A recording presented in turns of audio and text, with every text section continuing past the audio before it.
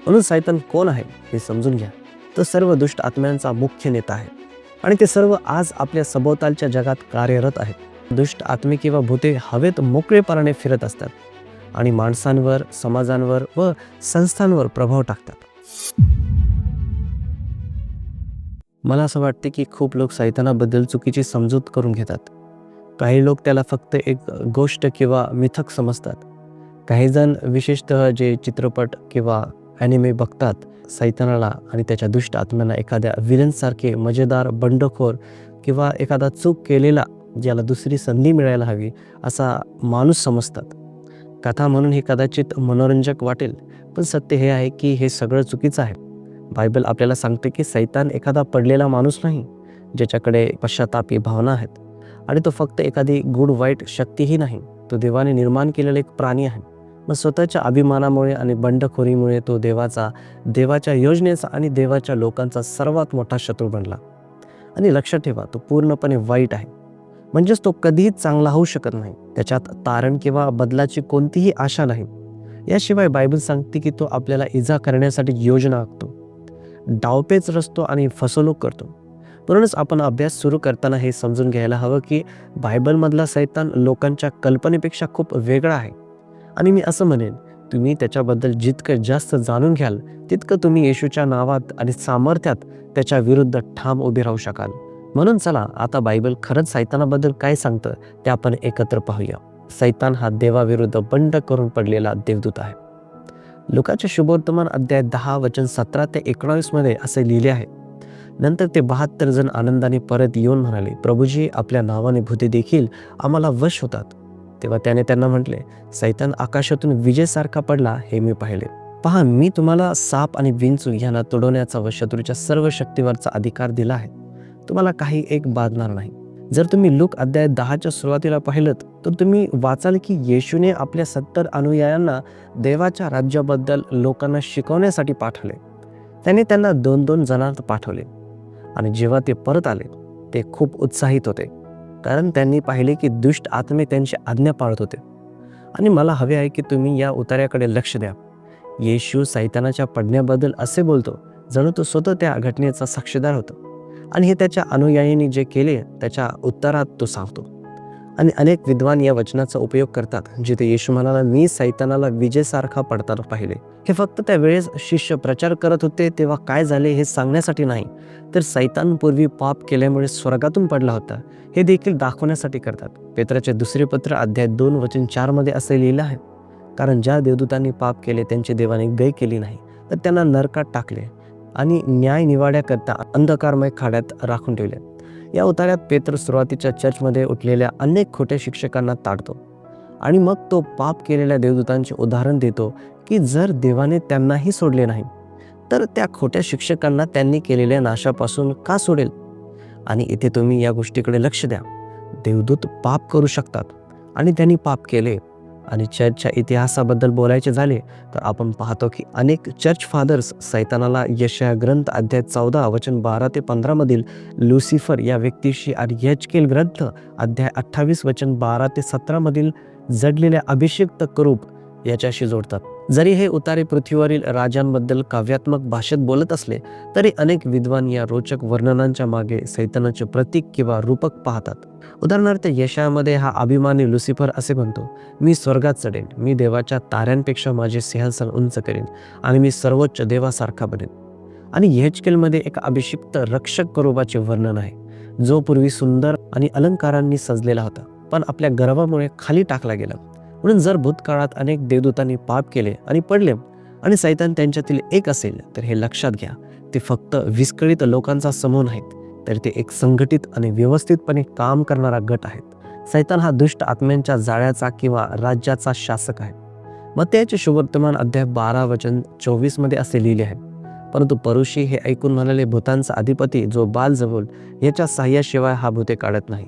या उतार्यात आपण पाहतो की परुषी किंवा यहुदी धार्मिक पुढारी येशूचे चमत्कार करत होता त्या शक्तीला बालजबूब या दुष्ट आत्म्यांच्या अधिपतीशी जोडतात. बालजबूब हे नाव यहुदी परंपरेतून आले आहे, ज्याचा अर्थ होतो माशांचा प्रभू. आणि हे नाव 2 राजे ग्रंथ अध्याय 1 वचन 2 ते 3 मध्ये उल्लेख केलेल्या पलिष्टी लोकांच्या रोग आणि मृत्यूच्या देवाकडे निर्देश करते. जेव्हा धार्मिक पुढारी हे बोलले तेव्हा तो खूप मोठा अपमान होता.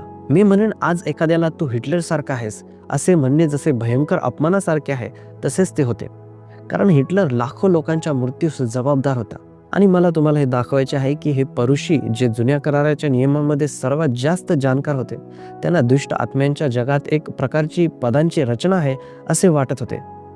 कारण त्यांनी येशूला बालजबूबचा सेवक म्हटले, जो दुष्ट आत्म्यांचा अधिपती आहे.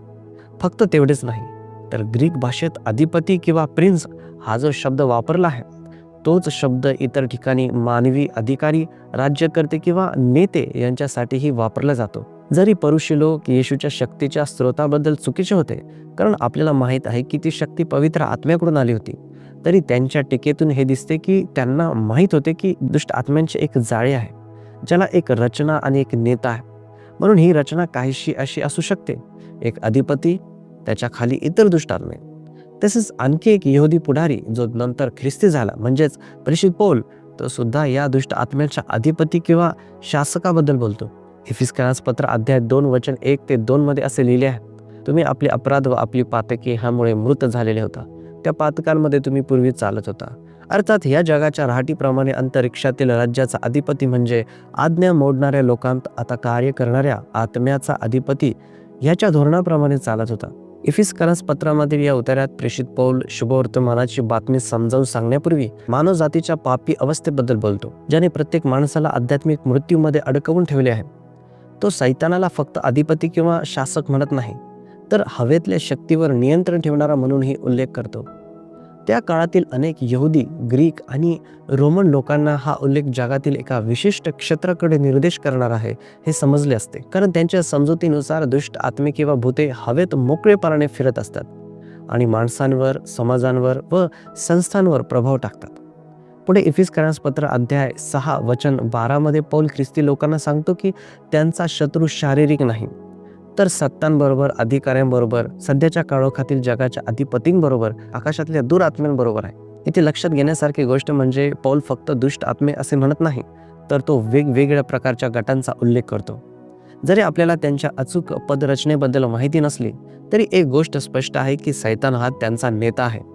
म्हणून ही रचना अशी दिसू शकते की वर सैतान, मध्ये दुष्ट आत्म्यांचे विशिष्ट गट आणि खाली आज्ञा न पाळणारे लोक. अविश्वासी सैतानाच्या राज्यात पडतात, कारण ते त्याच्या नियंत्रणाखाली असतात. आणि हे आपण 2 तिमोथेला पत्र अध्याय 2 वचन 26 मध्ये पाहतो. म्हणून सैतान कोण आहे हे समजून घ्या. तो सर्व दुष्ट आत्म्यांचा मुख्य नेता आहे आणि ते सर्व आज आपल्या सभोवतालच्या जगात कार्यरत आहेत. साध्या शब्दात सांगायचे तर ते त्यांच्या युक्त्या वापरून अविश्वासी लोकांना अविश्वासातच ठेवतात आणि ख्रिस्ताच्या अनुयायांना कमजोर करण्याचा प्रयत्न करतात. सैतान हा फसवणारा आहे.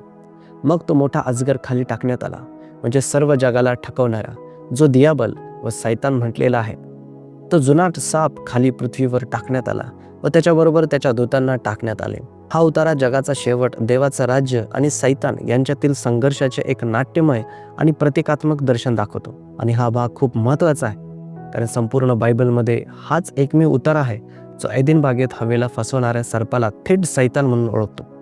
जर तुम्हाला आठवत असेल तर उत्पत्ती ग्रंथ अध्याय 3 मध्ये सर्प हवेला देवाच्या वचनाबद्दल आणि देवाच्या स्वभावाबद्दल शंका घ्यायला लावतो. सर्प हवेला सांगतो की जर तिने देवाने खाऊ नको असे सांगितलेले फळ खाल्ले तर ती देवासारखी बनेल, आणि हे केल्यामुळे पाप जगात आले आणि आदाम व हव्वेने त्यांच्या पापाची शिक्षा भोगली आणि ते देवापासून वेगळे झाले. आणि ही वेगळेपणाची गोष्ट लक्षात ठेवा, कारण सुरुवातीपासूनच सैतानाची योजना माणसाला देवापासून वेगळे करण्याची होती आणि हीच योजना आजही कार्यरत आहे. या प्रकटीकरणातील उतार्यानुसार आपण पाहतो की उत्पत्तीमध्ये खोटे बोलणारा सर्प म्हणजे सैतानच होता. पुढे योहानाचे शुभवर्तमान अध्याय 8 वचन 44 मध्ये असे लिहिले आहे: तुम्ही आपला बाप सैतान ह्यापासून झाला आहात आणि तुमच्या बापाच्या वासनांप्रमाणे करू इच्छिता. तो प्रारंभापासून मनुष्य घातक होता आणि तो सत्यात टिकला नाही, कारण त्याच्यामध्ये सत्य नाही. तो खोटे बोलतो तेव्हा तो स्वतःचे बोलतो, कारण तो लबाड व लबाडीचा बाप आहे. या उतारात येशू परुषी लोकांना ताडतो आणि त्यांच्यावर आरोप करतो की ते सैतानाचे आहेत. आणि येशू आपल्याला सैतान कोण आहे याबद्दल काही गंभीर सत्य सांगतो. येशू म्हणाला की तो खुनी आहे, त्याच्यामध्ये अजिबात सत्य नाही आणि तो खोट्याचा उगम व बाप आहे. म्हणून फसवणारा हा त्याचा एक किताब आहे. सैतान हा दोष लावणारा आहे. तेव्हा मुख्य याजक यहोशुवा हा परमेश्वराच्या दिव्य दूतासमोर उभा आहे व त्याचा विरोध करण्यासाठी सैतान त्याच्या उजवीकडे उभा आहे. असे त्याने मला दाखवले. मग परमेश्वर सैतानाला म्हणाला, अरे सैताना, परमेश्वर तुला धमकी देव, जेरुशलेम आपलीशी करणारा परमेश्वर तुला धमकी देव, हा अग्नीतून काढलेले कोलीत नव्हे काय? यहोशुवा मलिन वस्त्र परिधान करून त्या दिव्य दूतापुढे उभा होता. आता हा उतारा समजावून सांगण्यापूर्वी एक गोष्ट लक्षात घ्या. अनेक ख्रिस्ती लोकांना हे माहीत नसते, पण सैतान हे नाव प्रत्यक्षात हिब्रू भाषेतील एका शब्दापासून आले आहे, ज्याचा अर्थ अक्षरशः दोष लावणारा किंवा आरोप करणारा असा होतो. म्हणजे हिब्रू भाषेत सैतान हे तांत्रिकदृष्ट्या एक व्यक्ती नाम आहे. जर कुणी एखाद्यावर आरोप करण्याची किंवा विरोध करण्याची भूमिका घेतली तर त्याला त्या अर्थाने सैतान म्हटले जाऊ शकते.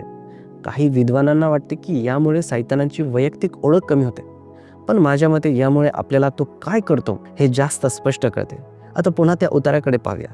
यहोशुवा महायाजक परमेश्वराच्या दूतासमोर घाणेरड्या वस्त्रात उभा होता आणि ती घाणेरडी वस्त्रे इस्रायलच्या पापाचे प्रतीक होते. त्याच वेळी सैतान त्याच्या जवळ उभा राहून देवासमोर त्याच्यावर दोष लावत होता. आणि जर तुम्ही पुढे वाचलात तर त्याच्या आरोपांच्या उत्तरात देवाने सैतानाला धिक्कारले, यहोशुवाची घाणेरडी वस्त्रे काढून टाकली आणि त्याला शुद्ध वस्त्रे घालण्याची आज्ञा दिली. हे देवाच्या दया आणि क्षमेचे प्रतीक होते. म्हणून हे लक्षात घ्या की सैतान आपल्या नावाप्रमाणेच वागतो. तो देवाच्या लोकांचा विरोध करतो आणि त्यांच्यावर दोष लावतो, आणि तो गप्प केला जाईपर्यंत असेच करत राहील.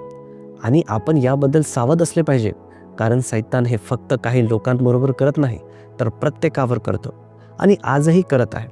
प्रकटीकरण ग्रंथ अध्याय 12 वचन 10 मध्ये असे लिहिले आहे, तेव्हा मी स्वर्गात मोठी वाणी ऐकली. ती म्हणाली, आता आमच्या देवाने सिद्ध केलेले तारण, त्याचे सामर्थ्य व त्याचे राज्य आणि त्याच्या ख्रिस्ताचा अधिकार हे प्रकट झाले आहेत. कारण आमच्या बंधूंना दोष देणारा आमच्या देवासमोर रात्रंदिवस त्यांच्यावर दोषारोप करणारा खाली टाकण्यात आला आहे. या उतार्यातून आपल्याला हे दिसते की सैतान फक्त देवाच्या लोकांवर कधीतरी दोष लावत नाही, तर तो दिवस रात्र सतत न थांबता दोष लावत असतो. म्हणजेच त्याचे कामच लोकांना अपराधी ठरवणे, घाबरवणे आणि देवापासून दूर नेणे आहे.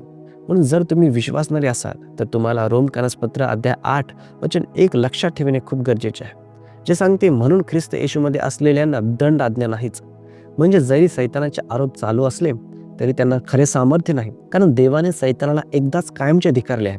त्यामुळे त्याचे शब्द फक्त खोटे आरोप आहेत, पण देवाचा निर्णय अंतिम आहे. सोप्या शब्दात सांगायचे तर सैतान दोष लावतो पण देव माफ करतो.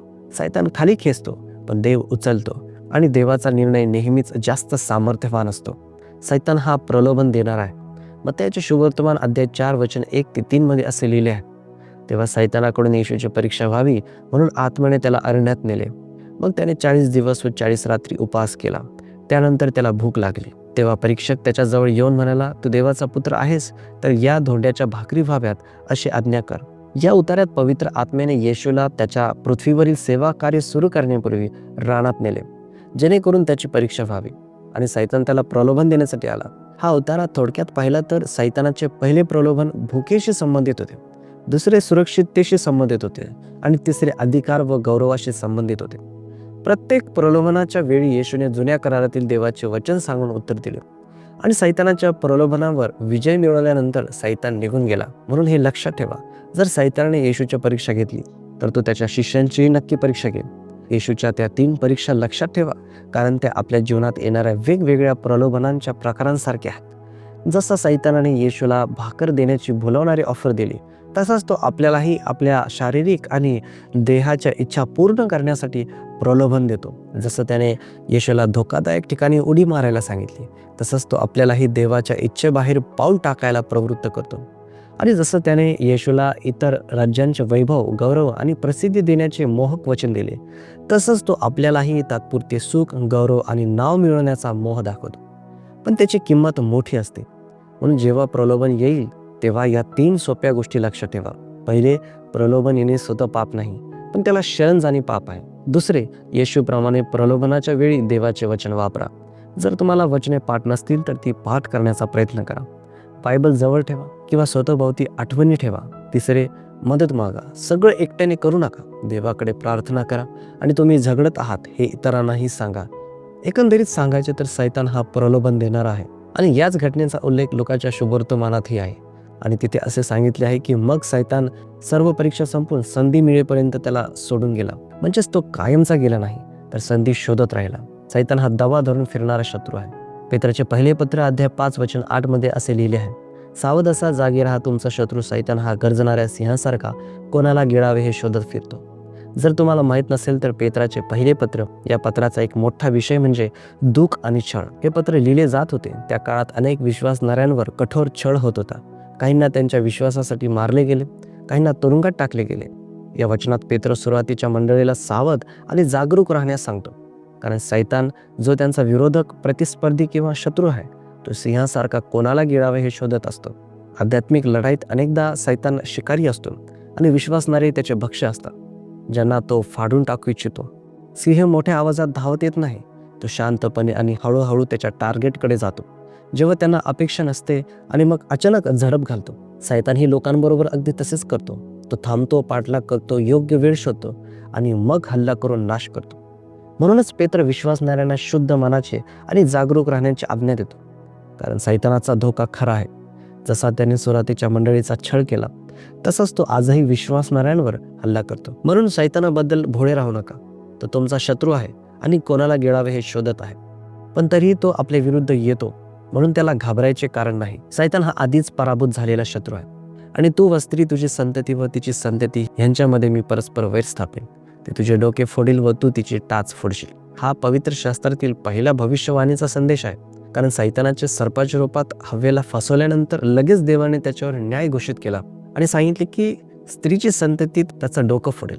जी संतती शेवटी सैतानावर पूर्ण विजय मिळवेल ती म्हणजे येशू, आणि टाचेवर झालेला प्रहार हा येशूचा सहन कराव्या लागणाऱ्या दुःखाचे आणि क्रुसावरील यातनेचे चित्र आहे.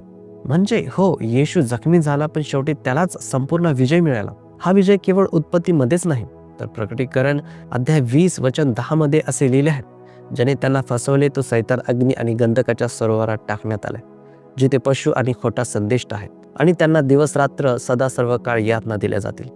म्हणजे बायबलच्या शेवटी आपण पाहतो की सैतानाला अग्नीच्या सरोवरात टाकले गेले. आणि जर तुम्ही पुढे अध्याय 21 वाचलात तर तुम्हाला दिसेल की देव नवीन आकाश आणि नवीन पृथ्वी निर्माण करेल, जिथे पुन्हा मृत्यू, दुःख, रडणे किंवा वेदना असणार नाहीत. जर तुम्ही ख्रिस्ती असाल तर हा तो भविष्यकाळ आहे जो देवाने तुमच्यासाठी सुरक्षित करून ठेवला आहे. म्हणून जरी सैतान सध्या जगात फिरत असला तरी त्याचा वेळ मर्यादित आहे आणि येशूमध्ये आपला विजय निश्चित आहे. म्हणून सैतानाबद्दल या 7 गोष्टी लक्षात ठेवा. सैतान हा देवाविरुद्ध बंड करून पडलेला देवदूत आहे. तो दुष्ट आत्म्यांच्या जाळ्याचा शासक आहे. तो फसवणार आहे, तो दोष लावणार आहे, तो प्रलोभन देणार आहे, तो दबा धरून फिरणारा शत्रू आहे, आणि शेवटी तो आधीच पराभूत झालेला शत्रू आहे. या संदेशाद्वारे तुम्ही आशीर्वादित झाला असाल तर व्हिडिओला लाईक करा, कमेंट करा, आणि तुम्ही या चॅनलवर नवीन असाल तर अशाच शिकवणीसाठी या चॅनलला सबस्क्राईब देखील करा. प्रभू आपला सर्वांस आशीर्वादित करो.